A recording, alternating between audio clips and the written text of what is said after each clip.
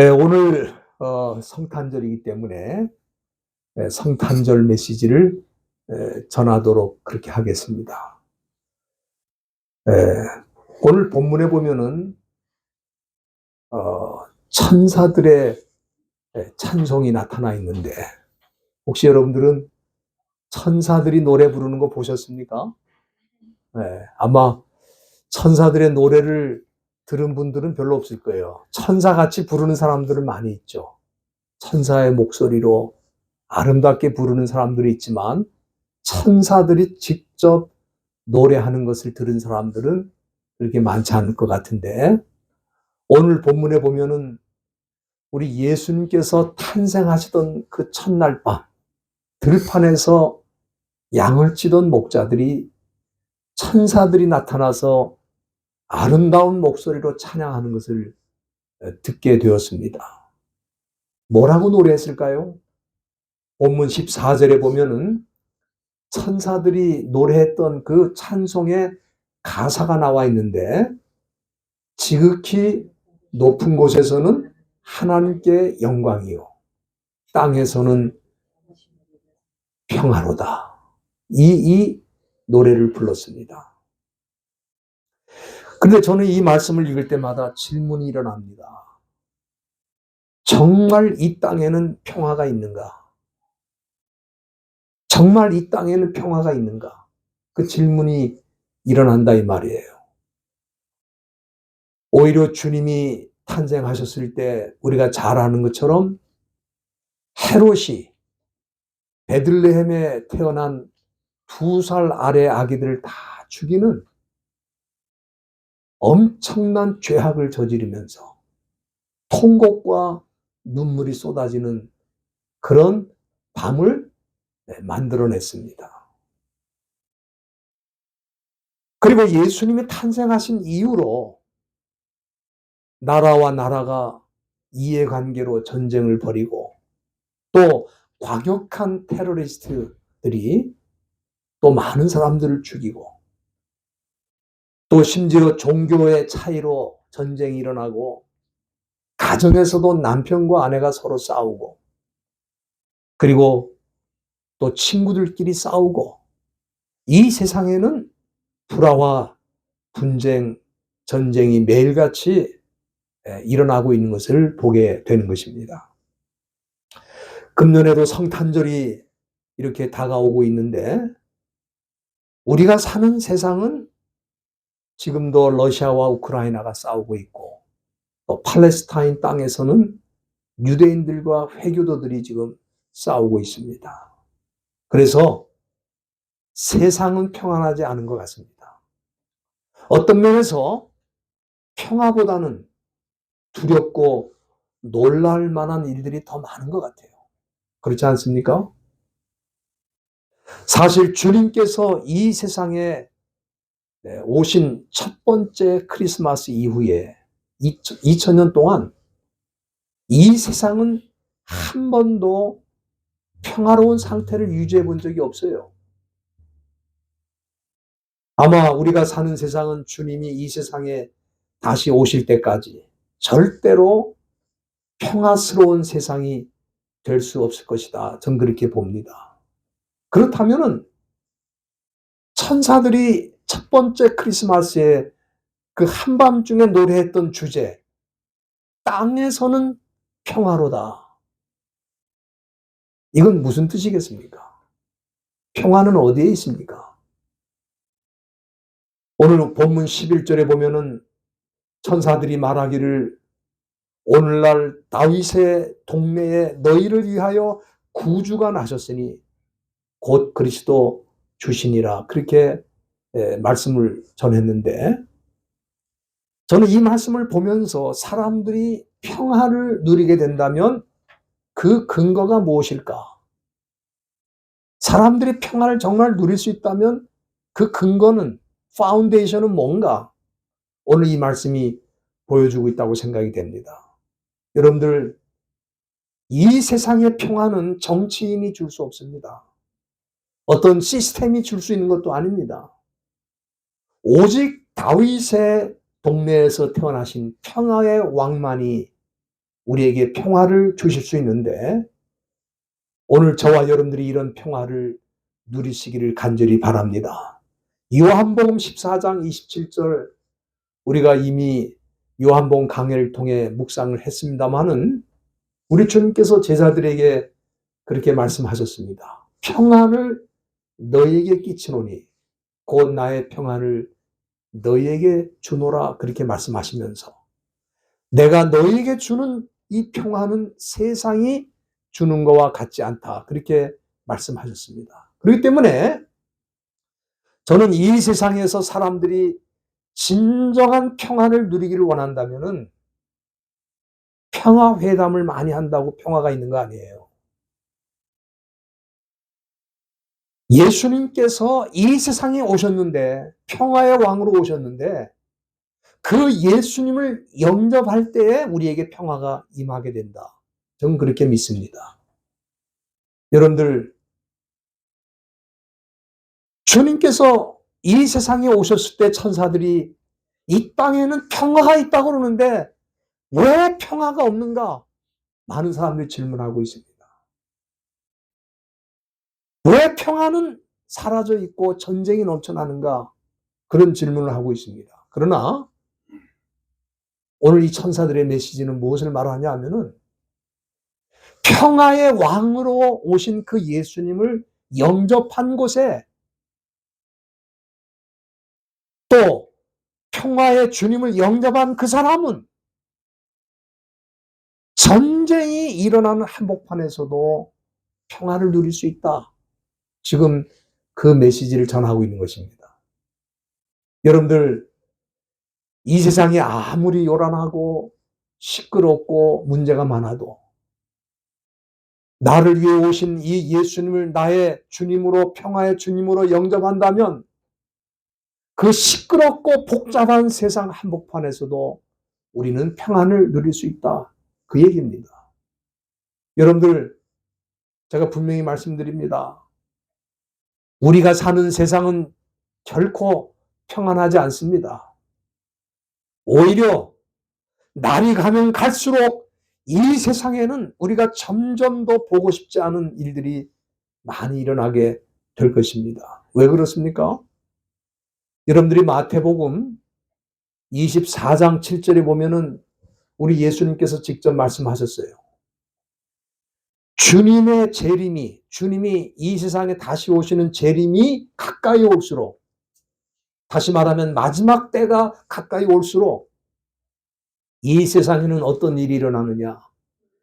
민족이 민족을, 나라가 나라를 대적하여 일어난다. 곳곳에 기근이 있고 지진이 있을 것이다. 우리 예수님이 친히 말씀하셨어요.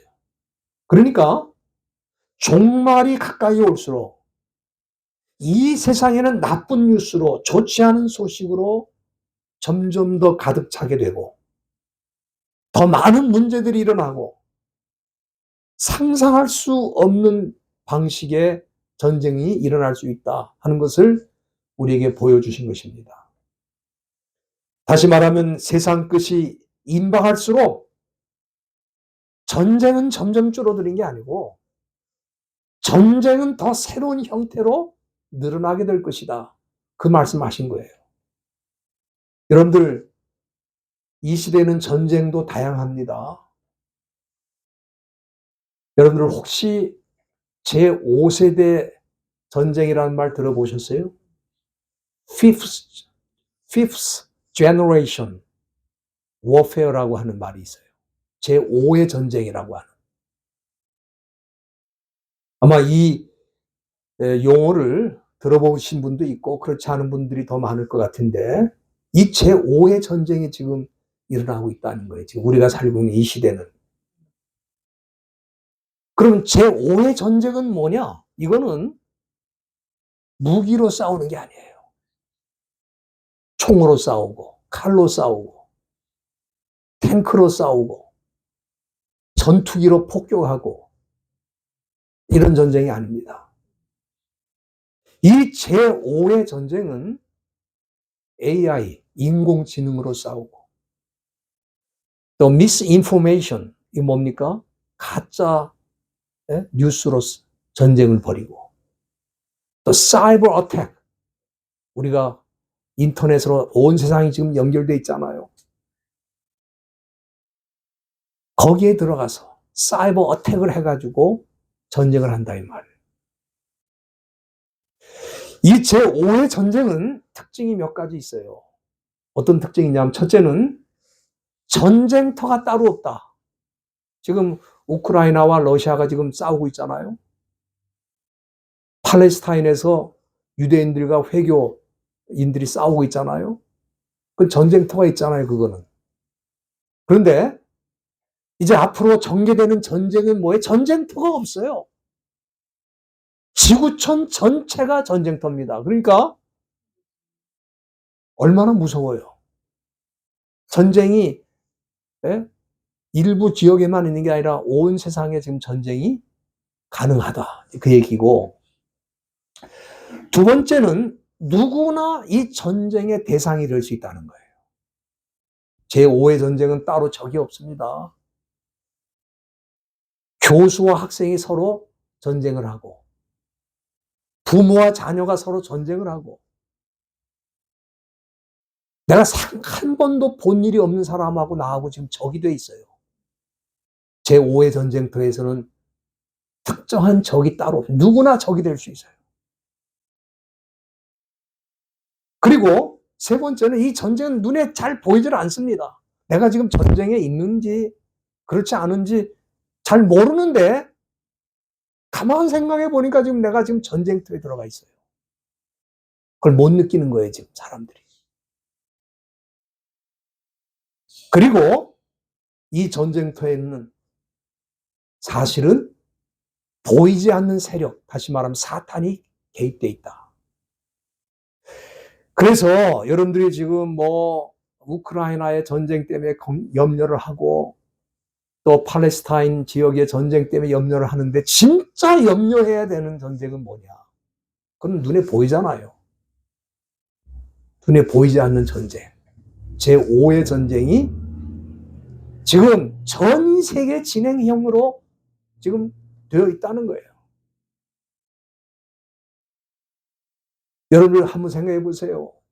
부모가 자녀를 키우는데 자녀들이 부모한테 야단을 맞으면 그 자녀는 어디로 가냐면 사이버 공간으로 가가지고 거기 가서 자기처럼 부모한테 야단 맞고 얻어맞은 애들이 있나 찾아서 자기들끼리 그룹이 돼요. 거기서 무슨 얘기를 하냐? 너 부모하고 싸울 때 이렇게 싸워야 되는 거야. 방법을 가르쳐 주는 거예요. 그래서 이런 전쟁들이 지금, 이런 문화 형태의 전쟁, 또 가족 형태의 전쟁, 보이지 않는 전쟁, 엄청난 전쟁으로 나라가 무너질 수도 있고, 사회가 무너질 수도 있고, 경제 시스템이 무너질 수도 있고, 가족이 무너질 수도 있고, 개인의 삶이 무너질 수도 있어요. 그러니까 인류가 경험해보지 못한 전쟁을 앞으로 모든 사람들이 경험하게 된다 이 말. 자기가 전쟁터에 있는지 없는지도 모르는 사이에 지금 자기는 이 전쟁의 피해자가 되고 상처를 받고 낙심하고 좌절할 수 있다. 그게 제5의 전쟁입니다. 얼마나 심각한지 몰라요.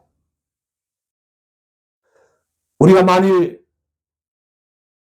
예수님을 내 인생의 주님으로 영접하고 그 주님을 우리 마음속에 주인으로 모시고 살면 이 전쟁터에서 살아남을 수 있지만은, 만약에 이 주님을 내 인생의 주인으로 모시지 못하고 주님과 관계없이 살아간다면 우리는 어떤 방식으로 무너지고 절망하고 좌절하게 될지 알 수 없어요. 왜냐하면 이 전쟁은 예상이 불가능합니다. 어떻게 터질지 몰라요. 우리 인류가 한번 잠깐 경험했어요. 그건 뭐냐 하면은 코로나라는 게 갑자기 우리 인류에게 찾아오지 않았습니까? 저는 누군가 이건 일으킨 생물학 전쟁이라고 좀 봅니다. 자기가 왜 이 코로나 사태에 들어가게 됐는지 잘 몰라요. 그런데 어느 날 갑자기 자기는 코로나 걸려 있고, 그리고 단절이 되고, 사회가 점점 아이솔레이트, 고립이 되고, 우리가 그런 경험을 했잖아요. 그런데 앞으로 그거는 예고편입니다. 예고편. 어떤 일이 어떤 방식으로 일어날지 몰라요. 그런데 메시지는 분명합니다. 전쟁은 주님 다시 오실 때까지 어떤 방식으로 계속되지만 예수님을 평화의 왕으로 마음에 영접한 사람들은 어떤 전쟁터에 있어도 평안을 누릴 수 있다. 그것이 주님의 약속입니다. 그게 성탄절에 우리에게 주시는 약속의 핵심이에요. 여러분들 첫 번째 크리스마스 그날 밤에 천사들이 목자들에게 나타나서 땅에는 평화가 있을 것이라고 전해준 그 메시지, 이 메시지는요, 이 세상은 이제 전쟁도 없고 아무런 문제도 없고 어려움도 없는 세상이 될 것이다. 그 말씀을 전한 게 아니에요. 이 세상에는 전쟁이 없을 거다. 어려움이 없을 거다. 그 메시지를 전한 거 아니에요. 그렇다면 전쟁이 없어야 되잖아요. 그 이후에. 그러나 지난 2000년 동안 무수한 전쟁이 계속됐어요. 더 많을 거예요. 우리 예수님은 더 어려운 일들이 많이 일어날 거라고 말합니다. 그러나 예수님을 모신 마음은 전쟁터의 한복판에 있어도 평안을 누리고, 그리고 그 한복판에서 주님이 주시는 평안을 누리면서 그 고통과 어려움 속에서 승리할 수 있다. 그 말씀을 주신 거예요. 제가 좋아하는 복음성가가 있어요. 제가 좋아하는 찬송이 있는데 그건 뭐냐면 Oh I could not live without him이라고 하는, 그런 주 없이는 살 수 없다고 하는 그런 찬송이 있는데 제가 한번 좀 불러보겠습니다. 여러분들 주보에 보면 나와 있어요. 그 찬송가가. 내 맘속에 있는 참된 이 평화는 누구도 빼앗을 수 없네. 주님은 내 맘에 구주 되셨네. 오, 주 없인 살 수 없네. 오, 주 없인 살 수 없네. 오직 주께만 구원 있네.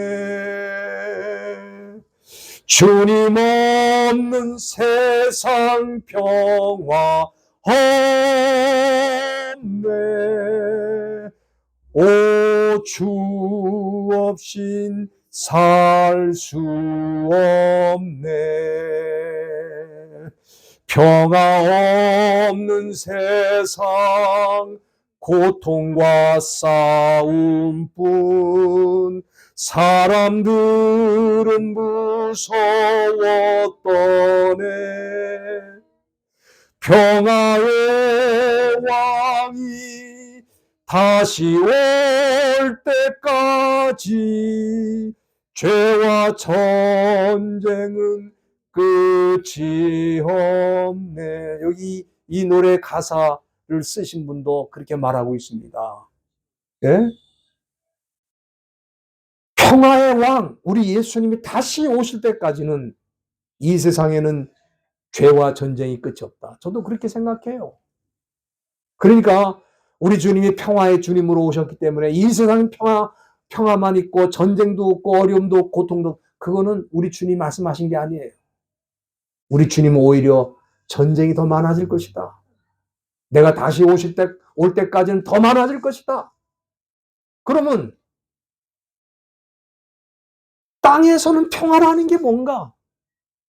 근데 거기 땅에서는 평화라는 말에 조건이 붙어 있어요. 여러분들 잘 보시면은 땅에서는 기뻐하심을 입은 자들 중에 평화라고 그러세요. 땅에서는 평화가 아니라 땅에서는 기뻐하심을, 하나님의 기뻐하심, 다시 말하면 하나님의 인정을 받는, 하나님의 사랑을 받는, 누가 하나님의 사랑을 받고 누가 하나님의 인정을 받겠어요? 예수님을 평화의 왕으로 모신 그 사람을 하나님이 인정하시고 그 사람에게는 어떤 전쟁과 어려움이 있어도 그 한복판에서 평화가 있다. 천사들의 메시지가 바로 그거예요. 그래서 이 노래를 작사한 분도 내 마음속에 있는 평화를 누가 뺏어갈 수 없다는 거예요.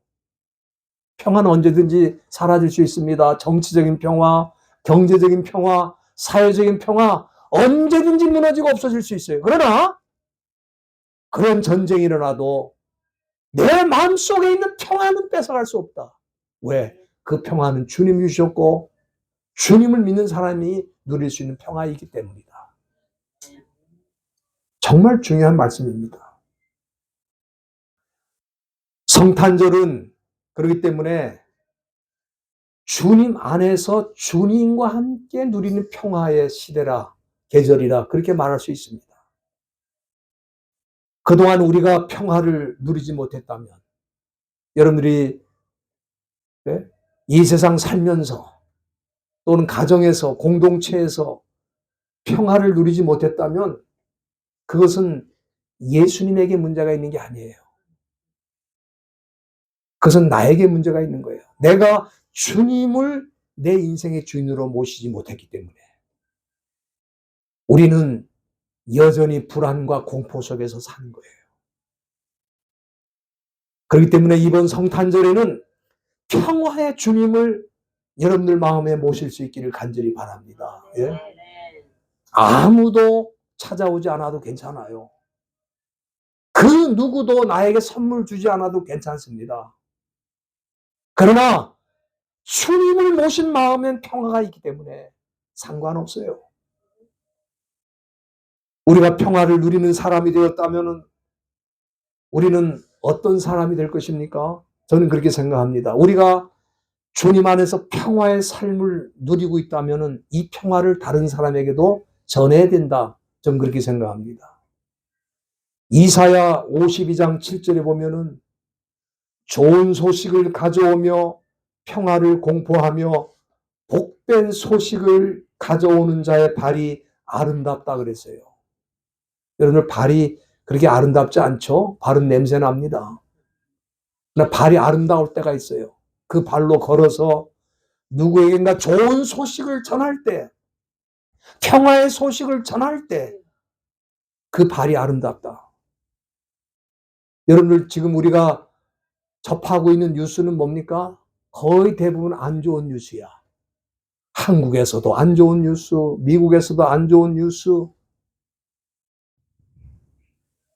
제가 어렸을 때는 그래도 어렵게 살고 힘들게 살아도 주변에 좋은 소식들이 많았어요. 그런데 이 세상은 점점점 거친 뉴스, 안 좋은 뉴스, TV만 키면은 조작된 뉴스, 왜곡된 뉴스, 가짜 뉴스, 온 세상이 지금 가짜 뉴스로 덮여 있어요. 저는 이 세상에 두 종류의 사람이 있다고 생각합니다. 선교사인 사람과 선교지인 사람. 제가 늘 말씀드리죠. 선교사는 누군가? 이 평화의 왕이신 예수님을 영접한 사람은 선교사예요. 그러나 이 평화의 왕을 모르고 이 평화의 왕을 마음속에 영접하지 않은 사람은 뭐예요? 선교지야. 우리가 선교지 그러면 아프리카나 또 저쪽 아시아 정글이나 이런 데를 많이 생각하시는데 선교지는 이제는 어떤 땅이나 나라가 아니에요. 선교지는 사람이야, 사람. 어떤 사람이냐? 예수 없는 사람이 선교지야. 예수 있는 사람은 선교사고. 선교사는 멀리 나가서 복음을 전하는 사람만 선교사가 아니고 예수를 평화의 왕으로 모신 사람들은 다 선교사예요. 이 선교사들은 성탄절에 뭘 해야 되느냐?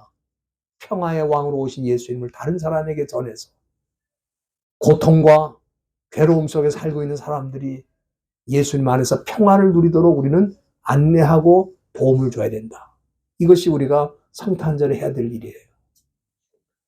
이번 성탄절에 저와 여러분들은 예수님 때문에 먼저 진정한 평화를 누리시고 또 주변에 불안해서 떨고 있는 사람들에게 우리 예수님을 전함으로 그들도 우리처럼 평화를 누릴 수 있도록 안내하고 인도하는 귀한 역할을 감당하는 저와 여러분들이 다 되시기를 주님의 이름으로 축원드립니다. 기도하